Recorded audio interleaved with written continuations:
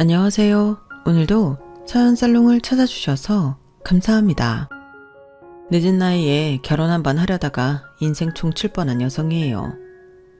제 소개가 조금 과격한 면이 있긴 하지만 이건 절대 과장이 아니에요. 그래서 더 가슴이 아프지만요. 제 나이가 올해 36인데요. 요즘은 아무리 결혼의 때가 없다고 해도 제 나이 정도면 결혼하기에 늦은 나이인 건 맞아요. 그래서 나이에 쫓겨 결혼을 선택했다가 이런 꼴을 당했지 뭐예요. 그래도 위기를 벗어나 이렇게 멀쩡히 사연을 보낼 수 있는 건 의인의 도움 덕분이었어요.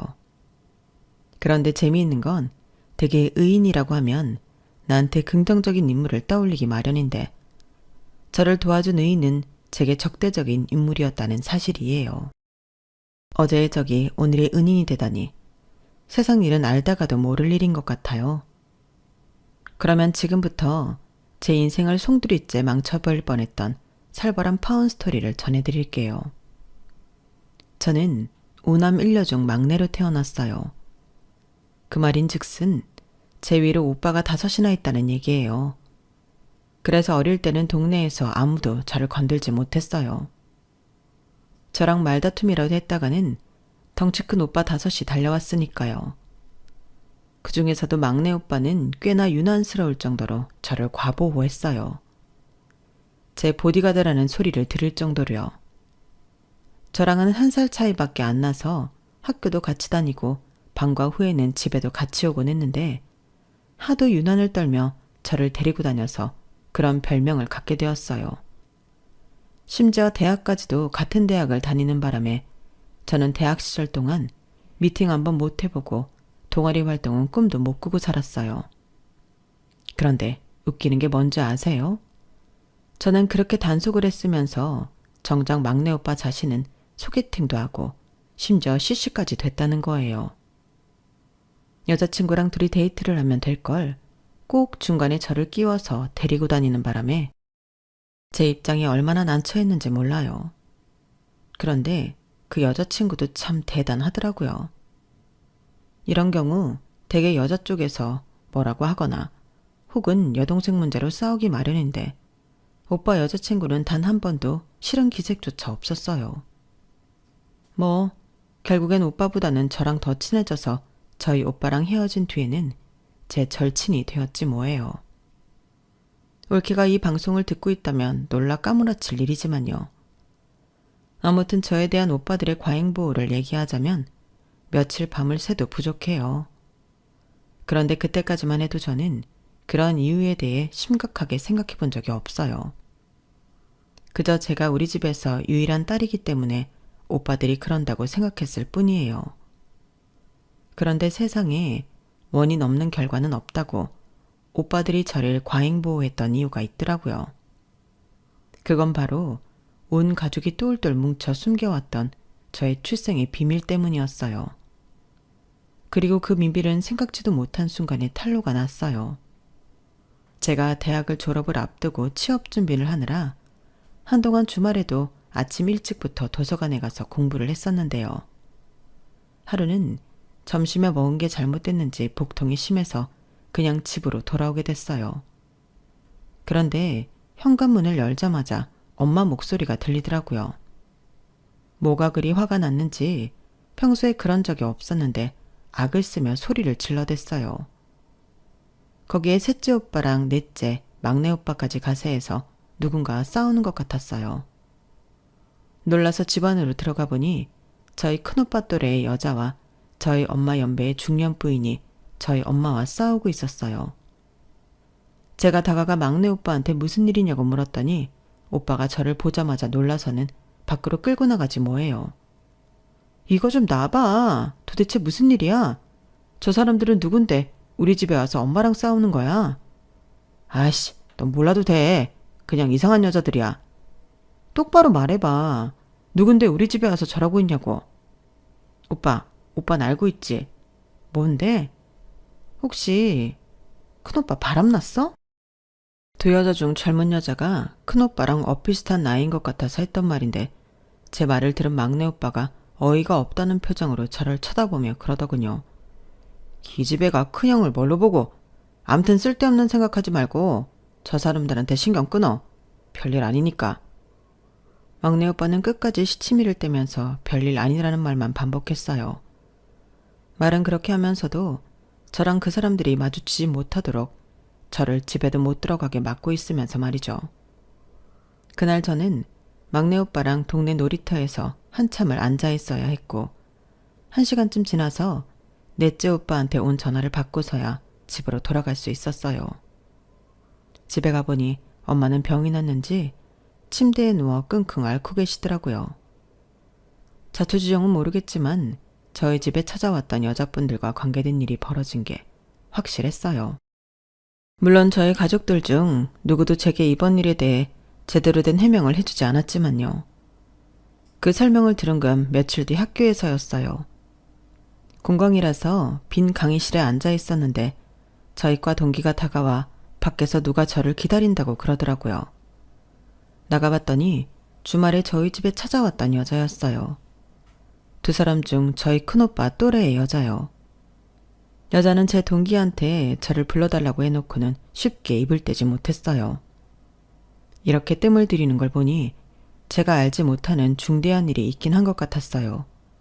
그런데 힘겹게 입을 뗀 여자가 갑자기 제게 사과를 하더니 이러는 거예요.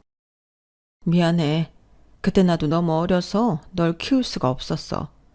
사귀던 남자친구랑 헤어진 데다 그 사람은 새 여자 만나서 결혼식 날짜까지 잡았다고 그러니 제정신이 아니더라고. 혹시라도 애 낳으면 돌아오지 않을까 했는데. 그 여자의 입에서는 제가 상상도 못했던 제 탄생 비화가 흘러나왔어요. 그것만으로도 머릿속이 하얗게 될 정도로 충격이었는데 글쎄 이런 소리를 하지 뭐예요. 얼마 전에 네 아빠를 다시 만나게 됐는데 이혼하고 혼자라고 그러더라? 여자가 애를 못 낳아서 이혼을 했다나? 그래서 말인데 이제 와서 이런 말하기 엄치 없지만 엄마랑 같이 아빠 집에 들어가 살지 않을래? 듣자 하니 너 요즘 취업 준비라던데 네 아빠 딸로 살면 그런 걱정 안 해도 돼. 너희 아빠 엄청 부자야. 평생 돈 걱정 않고 살 수 있다고. 여자는 반쯤 정신이 나간 사람처럼 저를 붙잡으려고 쉼없이 짓거려댔어요. 마치 멀쩡한 사람을 물속으로 끌고 들어가려는 물귀신 같더라고요. 그 모습이 너무 무서울 정도로 소름이 끼쳤어요. 이러지 마세요. 당신이 나를 낳았든 말든 나랑 상관없어요. 날 버린 그 순간부터 당신은 내 엄마의 길 포기한 거니까요. 그렇게 돈이 좋으면 당신이나 가서 그 사람이랑 살아요. 난 그럴 생각 추워도 없으니까. 인경아, 엄마 좀 살려줘. 네가 있어야지 내가 네 아빠랑 살 수 있어. 네가 날 엄마 취급 안 해줘도 돼. 그냥 호적에만 올라가자. 그러면 네가 원하는 거 다 가질 수 있고 지금보다 훨씬 대접받으면서 살 수 있어. 너 키워준 사람들이랑 지금처럼 만나도 돼. 뭐라고 안 할게. 그러니까 제발 엄마 좀 도와주라. 어? 네가 빌라고 하면 내가 무릎 꿇고 빌게. 네가 하라는 건 뭐든 할 테니까 제발 나 좀 살려줘.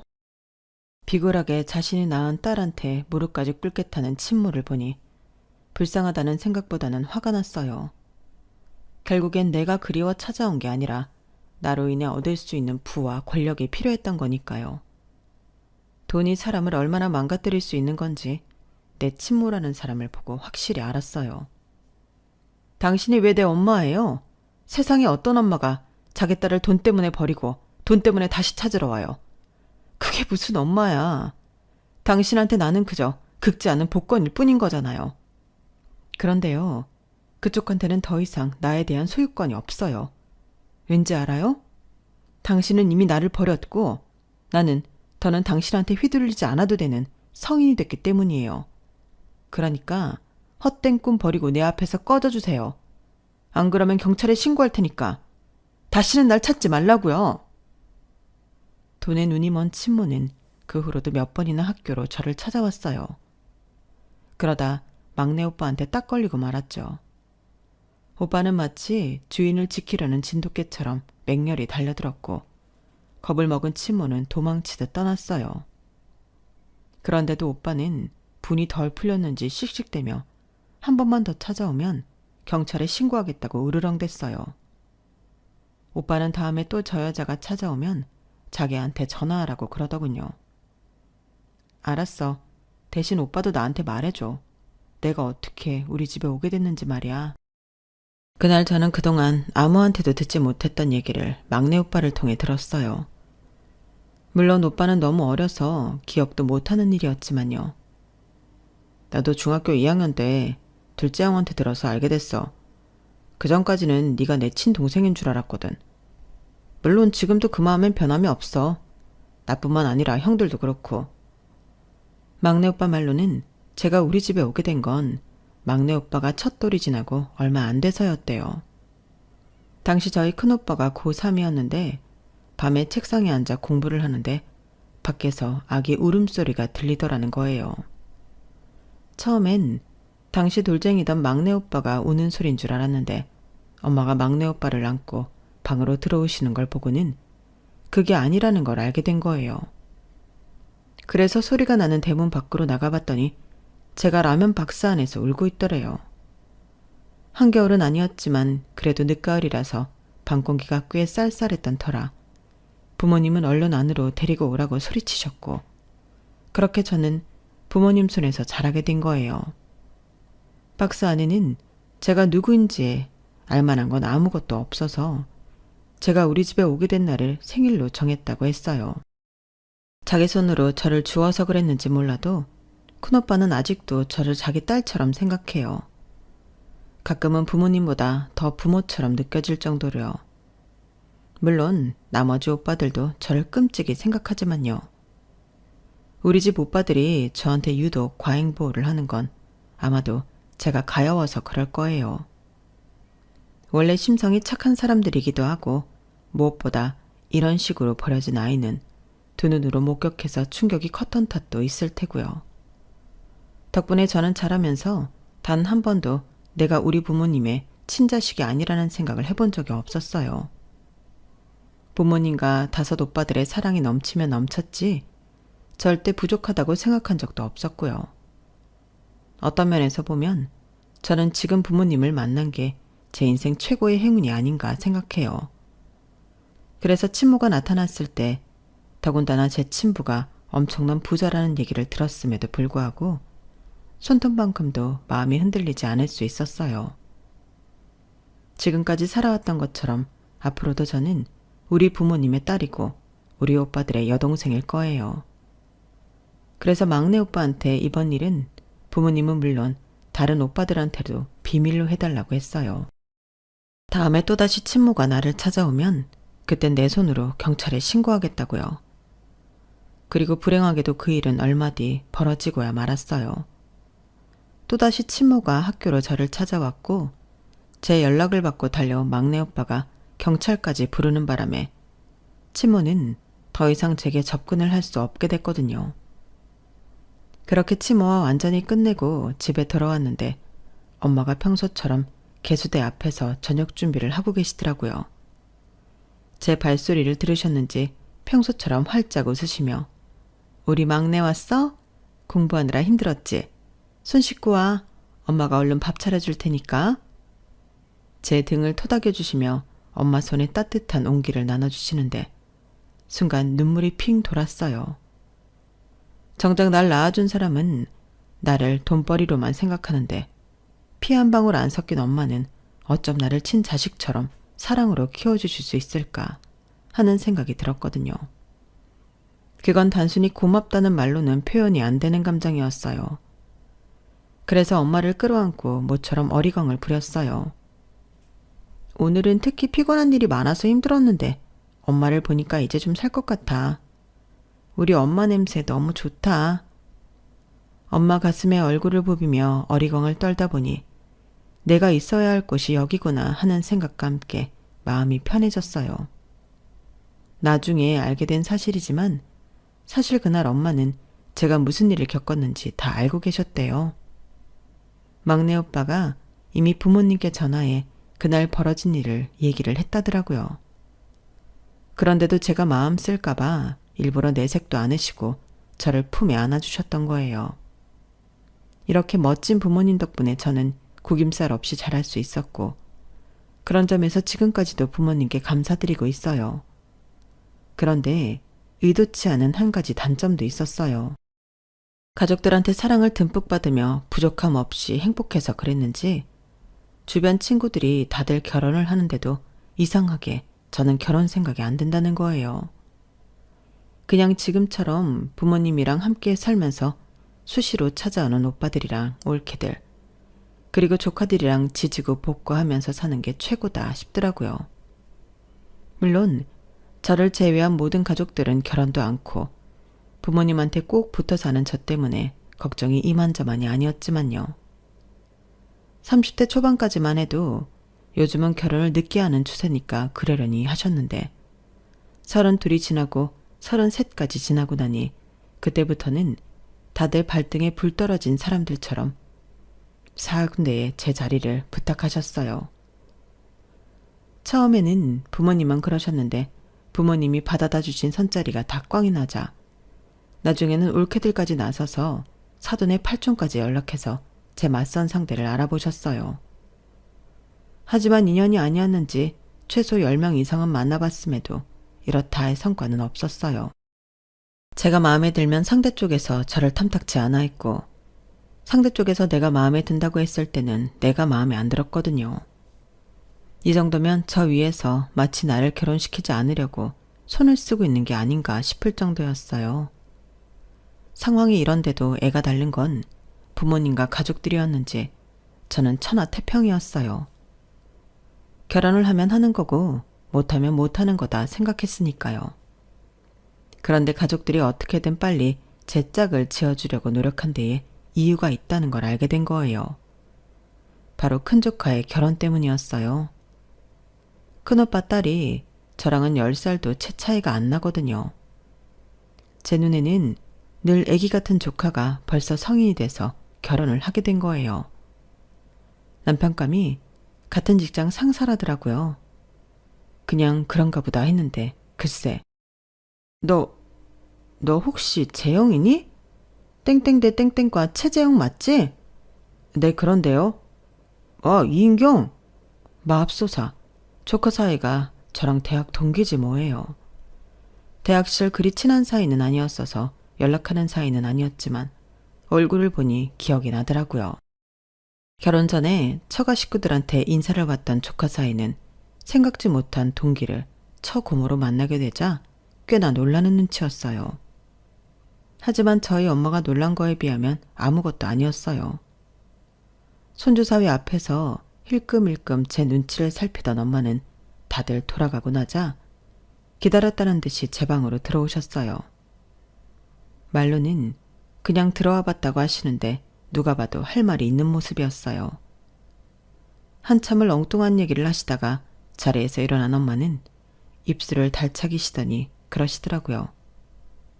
인경아, 너 괜찮은 거지? 평소라면 그냥 웃고 지나갈 수 있었을 그 말이 그날은 왜 그랬는지 제 안의 외로움과 불안한 마음을 건드리고 말았어요. 그래서 아무 대답도 할 수 없었어요. 그러자 엄마는 저를 안아주시며 따뜻한 손바닥으로 등을 쓸어주셨어요. 그 따뜻한 온기는 수많은 수식어를 동반한 그 어떤 위로보다도 더 따뜻하게 다가왔어요. 그리고 그때 알았어요. 나는 괜찮지 않다는 걸요. 그게 결혼 때문이든 아니든 가네요. 사람 마음이 참 간사한 게 그동안 친구들이 결혼을 한데도 나와는 별개라고 느껴왔는데 조카가 내 동기랑 결혼을 한다고 하니까 이상하게 위기의식이 느껴지지 뭐예요. 조카의 결혼을 진심으로 축하하는 마음 반, 위기감 반으로 묘한 감정이 된 저는 한동안 꽤 우울하게 지냈어요. 그런데 그거 아시죠? 사람 마음에 틈이 생겼을 때 잘못된 결정을 내리게 된다는 걸요. 저도 그랬어요. 조카 결혼 때문에 위기의식이 생긴 터라 딱히 결혼하고 싶은 게 아니면서도 결혼 청년기를 넘어선 나이 때문에 등 떠밀려서 결혼 상대를 찾아 나서기 시작했거든요. 주변 지인 찬스를 이미 다 썼기 때문에 더는 기대할 수 없는 상황이라서 거액을 들여 결혼정보회사에 등록하기로 마음먹었어요. 그런데 그 얘기를 들은 직장 후배가 그러는 거예요. 선배님, 차라리 동호회 활동을 해보지 그래요? 거기서 활동하면서 결혼 상대 탐색도 하고 여럿이서 같이 술자리도 하면서 상대 술버릇도 확인하는 게 훨씬 낫지 않을까요? 제가 아는 언니도 동호회에서 만난 사람이랑 결혼해서 잘 살고 있거든요. 취미도 비슷해서 결혼 후에도 같이 취미 생활을 하니까 완전 좋대요. 그 말을 들어보니 일리가 있더라고요. 돈 주고 상대를 구하는 결혼정보회사는 조건에 맞는 사람을 잘 골라줄지 몰라도 마음이 맞는 사람을 골라주는 건 아니니까요. 하지만 주변에 결혼한 친구들만 봐도 조건만 보고 결혼한 사람들은 그 조건이 틀어지는 순간 관계도 틀어져 버렸지만 마음이 맞아서 결혼한 친구들은 살다가 시련이 닥쳐도 어떻게든 같이 힘을 합해 난관을 빠져나가려고 노력하는 게 보였거든요. 그래서 일단 시도는 해보자는 생각으로 제가 하고 싶은 게 뭔지 생각해보고 그에 맞는 동호회를 찾았어요. 그렇게 찾은 동호회는 바로 커피 동호회였어요. 제가 커피를 좋아하기는 하지만 그다지 전문적인 지식은 없거든요. 물론 책을 찾아보거나 바리스타 수업을 통해 알아볼 수는 있겠지만 그렇다고 전문적으로 배우고 싶은 정도는 아니라서 조금만 알고 마실 수 있는 정도만 되면 좋겠다는 생각에 고르게 된 동호회였죠. 그런데 막상 모임에 참가해보니 저와 같은 초짜는 거의 없고 대부분이 전문가 수준이더라고요. 이거 잘못 들어왔구나 생각했는데 그때 먼저 말을 걸어준 사람이 있었어요. 이미 눈치채셨겠지만 이 사람이 이후 저와 결혼까지 갈 뻔했던 바로 그 문제적 남자랍니다. 편의상 얘랑이라고 칭할게요. 얘랑은 나이도 저랑 엇비슷하고 대화도 잘 통해서 처음 만난 사이인데도 몇 년 만난 친구처럼 편했어요. 동호회를 탈퇴할까 고민했었는데 얘랑과 대화를 해보고는 좋은 친구가 생긴 것 같아서 일단 탈퇴는 보류하기로 했어요. 동호회 활동을 시작한 이후로 주말은 거의 커피에 빠져 살게 되었어요. 회원들 중에는 지방에서 카페를 운영하는 분들이 몇몇 있는데 주말에 회원들과 함께 그분들이 운영하는 카페에 방문해 로스팅 과정도 보고 새로 원두 시음도 해보고 했거든요. 문제는 이런 카페들이 서울이 아닌 지방에 있어서 매번 회원들끼리 3, 4, 5 모여서 한 차로 오고 가고 해야 했는데 이상하게도 제가 탄 차에는 저와 얘랑 외에는 아무도 타지 않더라고요. 대충 눈치로 우리가 나이가 많아서 어린 회원들이 우리를 불편하게 생각하는가 보다 했는데 나중에 알고 보니 그게 아니었더라고요. 남편이 저한테 대하는 것과 다른 회원들한테 대하는 게 너무 달랐던 탓이었어요. 한마디로 자신이 눈독 들이고 있는 먹잇감한테는 세상 좋은 사람처럼 행동했지만 그 외의 사람들한테는 세상 까칠하게 대했던 거예요. 그러니 얘랑 차를 함께 타고 가겠다고 하는 회원이 저 빼고 하나도 없던 거예요. 그러한 사실을 몰랐던 저는 장거리 드라이브를 하는 기분으로 얘랑과 신나게 수다를 떨면서 데이트 아닌 데이트를 하곤 했어요. 그렇게 3개월이 흐른 시점에는 서로에 대해 모르는 게 없을 정도로 가까워졌고 둘 다 홍기를 넘긴 나이였기 때문에 자연스레 결혼 얘기가 빠질 수 없었어요. 그렇다고 딱히 사귀는 사이도 아니었지만 서로 탐색을 하듯 일부러 결혼 관련 얘기를 많이 했던 것 같아요. 가령 결혼하면 분가를 하느냐, 시부모님을 모시고 사느냐에 대해 얘기를 나누기도 하고 돈관리는 누가 하는지에 대해서도 얘기를 나눴어요. 콕 집어서 그런 얘기만 한 건 아니고 겸사겸사 애둘러가며 한 거라서 서로 간에 큰 부담은 없었어요. 중요한 건 많은 부분의 생각이 일치했다는 거였죠. 사귀기 전부터 서로에 대한 걸 많은 부분 탐색한 덕분에 사귀기 시작하면서 바로 결혼 얘기까지 나오게 됐어요. 결혼을 목적으로 동호회에 들어간 건 맞지만 막상 결혼 얘기가 나오고 나니까 걱정이 되는 거예요. 제가 몰랐으면 모를까 저희 부모님이 친부모님이 아니라는 걸 아는 이상 그걸 숨기고 결혼을 진행할 수는 없었거든요. 왜 TV나 인터넷 기사에도 출생의 비밀을 숨기고 결혼했다가 나중에 이혼까지 이어지는 일들이 있잖아요. 저도 그게 걱정이 되더라고요. 애초에 결혼을 안 하면 모를까 했다가 그런 이유로 이혼을 하게 되면 부모님께도 죄송한 일이니까요. 그래서 얘랑한테 사실대로 말을 했어요. 그랬더니 조용히 저한테 다가오더니 저를 안아주더라고요. 마치 저희 엄마가 제게 그랬던 것처럼 말이죠. 순간 뭉클한 게 기분이 묘했어요. 살면서 가족이 아닌 다른 사람한테 위로를 받게 될 줄 몰랐기 때문에 그랬나 봐요. 내가 사랑하는 사람은 내 앞에 있는 이인경이라는 사람이야. 그 사람을 둘러싼 환경이 아니라고. 친부모님이든 아니든 그런 건 아무 상관없어. 그러니까 아무 걱정하지 마. 내 마음은 지금도 그렇고 앞으로도 그럴 테니까. 얘랑의 말에 그간의 걱정이 싹 달아나는 것 같았어요. 하지만 얘랑은 이런 제 사정을 이해해 줄지 몰라도 시부모님 입장은 또 다를 거 아니에요. 그래서 온전히 마음을 놓을 수는 없었어요. 자기가 말하기 곤란할 테니까 우리 어머니께는 내가 말씀드릴게. 모르긴 해도 아마 우리 어머니도 별로 신경 쓰지 않으실 거야. 인경이 널 보면 아, 얘가 내 며느리구나 하실 테니까. 얘랑 말대로 일단은 얘랑이 먼저 어머님께 말씀을 드리고 이후 제가 예비시댁에 인사드리러 갈 때 다시 한번 말씀드리기로 했어요. 그날 밤 집에 돌아가 부모님께 결혼할 사람이 있다는 말씀을 드렸더니 부모님께서는 쌍수 들고 환영하시더라고요. 그날 밤 엄마는 오빠들한테 일일이 전화를 돌려가며 제 결혼 소식을 전했어요. 그리고는 오빠들이 너나 할 거 없이 제게 전화를 걸어댔죠. 노처녀 여동생이 결혼 한번 해보겠다는데 이놈의 오빠들은 축하 인사 해주는 사람 없이 다들 얘랑에 대한 의심의 눈초리만 보였어요. 솔직히 예상을 했던 결과라서 놀랍지는 않았어요. 제게 남자친구가 생길 때마다 오빠들은 늘 이런 식이었거든요.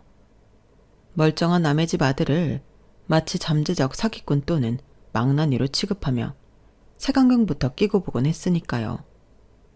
이번에도 별반 다르지 않았어요. 뭐하는 놈이냐? 학교는 어디 나왔냐?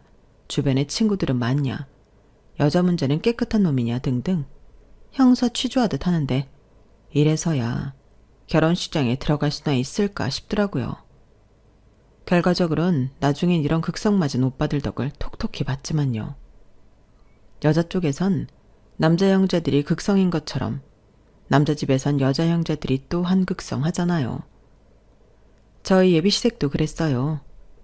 그런데 저희 집과 조금 다른 게 있다면 참견을 많이 하는 극성이 아니라 철저히 무시하는 무관심이 문제였어요. 의외로 어머님은 얘랑 말대로 저를 무척 반겨주셨는데 시누이는 싸늘한 표정으로 저를 완전 무시하는 투더라고요. 마치 저랑은 상종도 하기 싫은 사람처럼 말이죠. 제가 무슨 말을 하면 눈도 마주치려 하지 않았고 제가 선물을 사줬도 고맙다는 말 한마디조차 없었어요. 한마디로 싸가지가 바가지더라고요.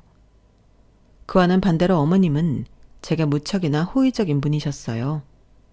1년 전 남편과 사별하고 현재 관연한 아들, 딸과 함께 살고 계시는 어머님은 뒤늦게 시작한 부동산 투자로 아버님이 살아계실 때보다 더 엄청난 부를 누리고 계세요.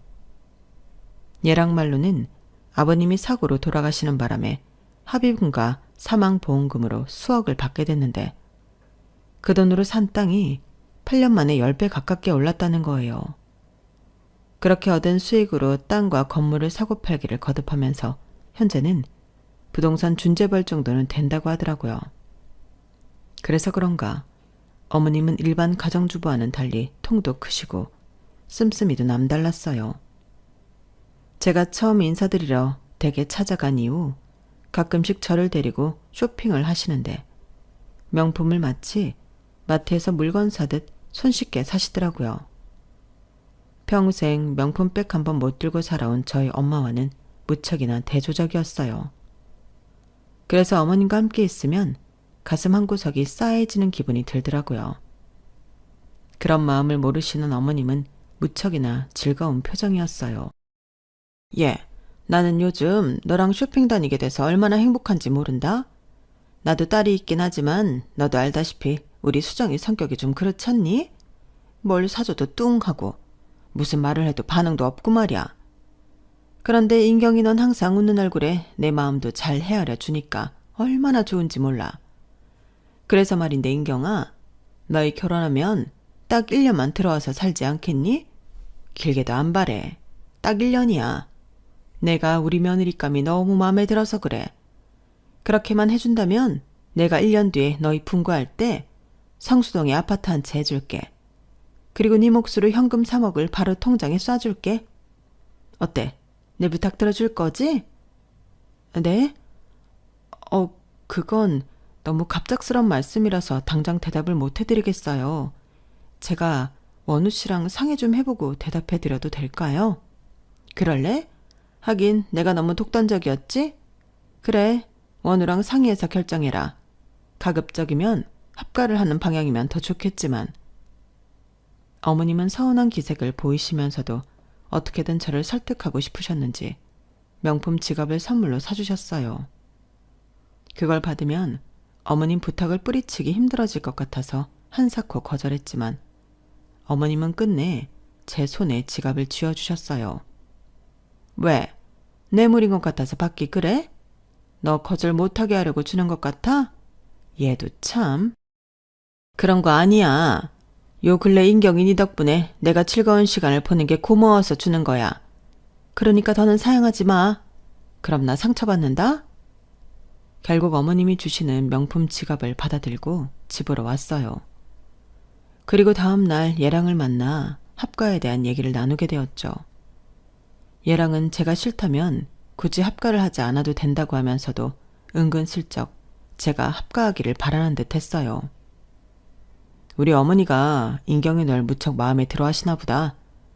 집에 손님 들이는 것도 싫어하시고 이모가 와도 자고 가라는 말 한 번 없는 분인데 너랑은 같이 살고 싶다고 하시니 말이야.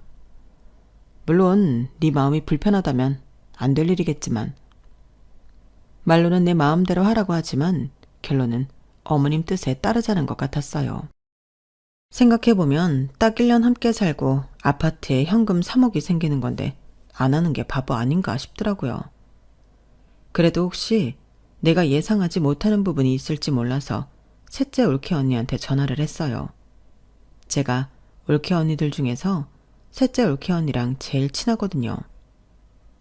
제 얘기를 들은 올케 언니는 바로 그러더라고요.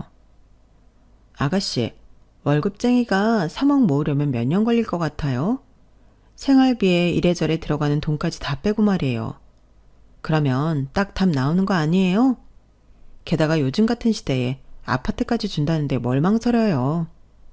시어머니가 아가씨를 가사 도우미로 쓴다고 해도 그건 무조건 콜인 거죠. 나라면 당장 하겠다고 할 거예요. 시집살이가 아무리 매워도 딱 1년이잖아요. 대신 들어갈 때 각서 제대로 받고 가는 거 잊지 말아요. 올케 언니 말대로 현실적으로 아파트에 현금 3억이면 어머님께 간이고 쓸개고 다 빼드릴 수 있을 것 같았어요. 그래서 그 주 주말에 어머님을 만나는 자리에서 결혼하면 시댁에 들어가 살겠다고 말씀드렸어요.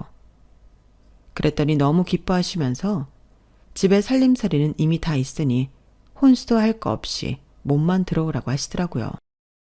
정 바꾸고 싶으면 너희들 쓸 방에 침대 하나만 해와.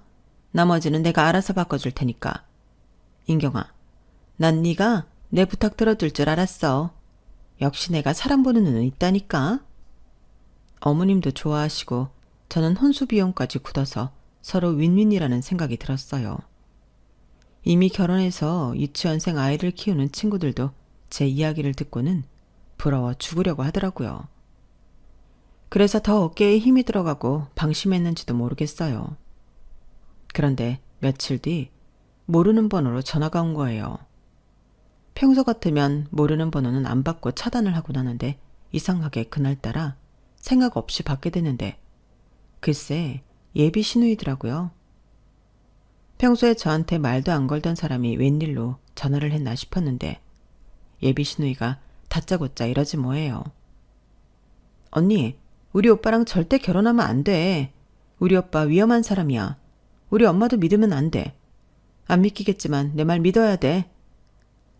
예비 신우이는 다급한 목소리로 그 말만 하고는 전화를 끊어버렸어요. 이게 도대체 뭔 일인가 싶어 다시 전화를 걸어봤지만 전화를 받을 수 없다는 멘트만 흐를 뿐 전화를 받지 않았어요. 얘랑한테 전화를 해볼까 했지만 왠지 예비 신우의 말이 걸리는 거예요. 평소 저랑 장난을 치는 사이도 아니고 살가운 건 더더욱 아닌 성격에 그런 전화를 했다는 건 분명 이유가 있을 것 같았거든요. 그래서 어떻게 해야 할까 고민을 하다가 셋째 올케 언니한테 전화해 방금 전에 있었던 일을 털어놓았어요. 그랬더니 올케 언니가 오빠 친구 중에 흥신소를 하는 친구가 있다면서 그쪽에 뒷조사를 부탁해보자고 그러더라고요. 그러자면 셋째 오빠가 알게 될 거라서 망설여졌어요. 오빠 성격에 혼자 알고 넘어갈 리 만무했으니까요. 하지만 이거저거 따질 때가 아니라서 할 수 없이 셋째 오빠한테 얘기해서 업체의 도움을 받게 됐어요. 그리고 그와 별개로 저는 오빠들의 고강도 추궁을 받아야 했어요. 오빠들의 올케 언니들까지 한꺼번에 달려와서는 아주 난리도 아니었어요. 갑자기 찾아온 자식들 내외로 인해 뒤늦게 모든 사실을 알게 된 부모님까지 합세해 저는 새벽까지 시달려야 했어요. 오빠들은 당장 헤어지라고 난리였고 특히 셋째 오빠는 당장이라도 얘랑을 찾아가 멱살잡이라도 버릴 기세였어요. 그러자 아빠는 조사 결과가 나올 때까지는 다들 기다리라고 주의를 주셨어요. 저 역시 얘랑을 만나서도 평소와 똑같이 행동하려고 노력했어요. 그리고 한 달여쯤 지난 어느 날 셋째 오빠가 흥신소를 하는 친구를 집으로 데리고 왔어요. 가족들 앞에서 조사 보고를 하라고 말이죠. 그리고 그 결과를 듣고는 다들 경악했어요. 얘랑은 이미 2번의 결혼 경력이 있었고 2명 다 사고로 세상을 떠났다는 거예요. 100번 양보해서 거기까지는 그럴 수 있다고 해요. 문제는 2사람 모두 거액의 보험금을 남기고 죽었다지 뭐예요. 1, 2억도 아니고 10억이 넘는 거액의 보험금이었어요. 그런데 조사를 하면서 이상했던 게 전부인들 지인들이 하나같이 똑같은 소리를 했다는 거예요. 결혼 전에 시어머니가 그랬다더라고요. 시댁 들어와서 1년만 살면 아파트도 사주고 현금으로 3억을 주겠다. 그리고는 둘 다 1년을 못 채우고 사고사를 당했습니다. 첫 번째 부인은 등산을 갔다가 낙상해서 사망했고 2번째 부인은 운전 미숙으로 국도에서 가드레일을 뚫고 추락해서 사망했습니다. 2부인 다 결혼하고 몇 달 만에 가족들은 물론 주변 지인들과 연락을 끊고 집안에서 칩거 생활을 했다고 하는데 지인들 말로는 친정 식구들이 찾아가도 시댁에서 들여보내주지 않았다고 합니다. 김원호 씨는 2 부인의 사망 후 보험금으로 27억이 넘는 돈을 수령했고요. 딱히 범행 흔적은 찾을 수 없었지만 심정적으로는 상당히 의심이 가는 상황입니다. 얘랑이 2번이나 결혼을 했었다는 사실도 놀랍지만 둘 다 결혼하고 1년도 안 돼서 사고로 세상을 떠났다는 건 더 놀라웠어요. 더군다나 2사람 모두 제가 시어머니한테 받았던 제안과 똑같은 제안을 받은 것도 섬뜩하더라고요. 그런데 오빠 친구가 덧붙여 이런 말을 하더라고요. 그런데 조사를 시작하고 얼마 뒤 김원우 씨 여동생인 김수정 씨가 경기도 용인에 있는 정신병원에 입원한 사실을 발견했습니다. 김수정 씨 역시 남편과 사별한 경력이 있는데 신기하게도 김수정 씨 역시 10억대의 사망보험금을 수령했더라고요. 남매가 배우자 사망으로 돈을 벌었다고 해도 과언이 아닐 정도로 의심스러운 부분이 있습니다. 스릴러 영화를 보는 것보다 더 살이 떨리는 조사 결과를 듣고 저를 비롯해 온 가족이 멘붕에 빠지고 말았어요. 그리고 다음날 저는 얘랑을 만나 결혼은 없었던 일로 하자고 했어요. 더불어 헤어지자는 말도 했어요. 얘랑은 도대체 왜 그러냐고 화를 내더라고요. 혹시 수정이가 무슨 이상한 말이라도 했어? 그 말에 뜨끔하기는 했지만 일단 시치미를 뗐어요. 수정이가 자기한테 전화했었잖아. 그 말을 하는데 순간 얘랑의 눈빛이 너무 무섭게 변하는 거예요. 그래서 어떻게든 이 남자 기분이 상하지 않게 잘 헤어져야겠다고 생각했어요. 혹시라도 헤어진 이후에 해코지하러 찾아올까봐 두려웠거든요. 아, 그때 전화 온 거 말하는 거구나. 내가 화장실에 들어가 있는 바람에 엄마가 받으셨더라고. 다시 전화한다더니 안 하길래 내가 전화해봤더니 안 받더라고. 근데 자기 동생은 나를 그렇게 싫어하더니 왜 전화를 했던 거래? 안 그래도 궁금했는데 물어본다는 걸 깜빡했네. 그래? 나야 모르지. 걔가 원래 좀 엉뚱한 애라서 말이야. 근데 인경아, 네가 왜 갑자기 헤어지자고 하는지 솔직히 나는 이해가 안 가거든. 혹시 결혼 앞두고 심란해져서 그런 거라면 네 마음이 안정될 때까지 내가 기다릴게. 그러니까 헤어지자는 말은 없던 걸로 하자. 어? 결국 얘랑이 아까처럼 무서운 눈빛으로 변할까봐 두려워서 일단은 생각할 시간을 좀 달라고 했어요. 그리고 바로 다음 날부터 오빠들이 교대로 제 보디가드 역할을 했어요. 언제 돌변할지 모를 얘랑에 대비해서요. 회사에 출근을 할 때는 둘째 오빠 차를 타고 가고 퇴근할 때는 넷째 오빠 차를 타고 퇴근을 했어요. 동네 마트에 갈 때는 근처에 사는 막내 오빠랑 같이 다녔고요. 오빠 5시 돌아가며 얘랑으로부터 저를 떨어뜨려 놓으려고 부단히도 노력을 하더라고요. 업체로부터 조사 결과가 나올 때까지는 어쩔 수 없다면서요. 오빠들 외에도 올케들까지 한몫했어요. 제게 걸려오는 얘랑과 예비 시어머니 전화를 어떻게든 가로챈 채 완벽히 차단을 해주었거든요. 아프다, 화장실에 갔다, 잔다, 술에 취해 전화를 못 받는다 등등.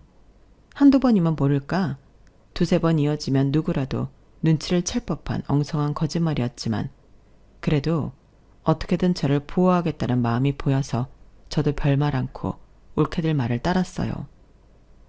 그러는 동안 셋째 오빠는 흥신소를 하는 친구와 함께 예비 시누이가 입원해 있다는 정신병원을 찾아가 잠입을 시도했고 그렇게 노력한 결과 예비 시누이와 만날 수 있었어요. 그리고 그동안 자신의 오빠와 엄마가 벌인 범행 일체에 대한 증거를 받을 수 있었죠. 그 증거는 고스란히 경찰에 넘겨졌고 얼마 뒤 예랑과 예비 시어머니는 경찰에 체포됐어요. 예비 시누이는 정신병원에서 나을 수 있었고요.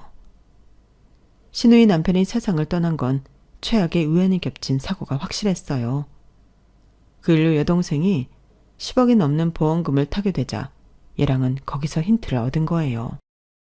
배우자를 사고사로 위장해서 보험금을 타내려고 말이죠. 결국 얘랑은 자신의 어머니와 짜고 아내들을 그렇게 만들 계획을 세웠어요.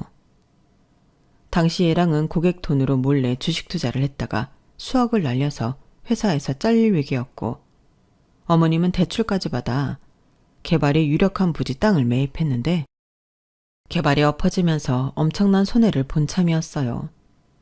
두 사람 모두 돈이 절실했던 참이라 하지 말아야 할 일에 손을 대고 만 거였죠. 얘랑의 구석으로 저는 자연스레 파혼을 할 수 있었어요. 따지고 보면 이게 다 오빠들 덕분이었죠.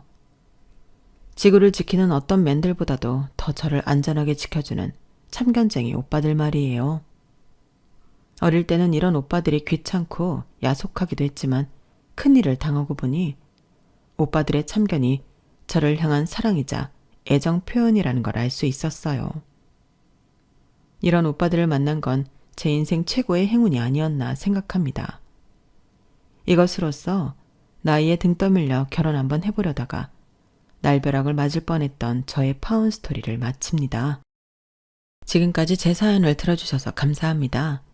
소중한 가족과 행복하시길 진심으로 바랍니다. 여러분, 사연 댓글에 응원과 현명한 조언 부탁드려요. 좋아요와 구독은 저에게 큰 힘이 됩니다. 오늘도 좋은 일 가득하세요.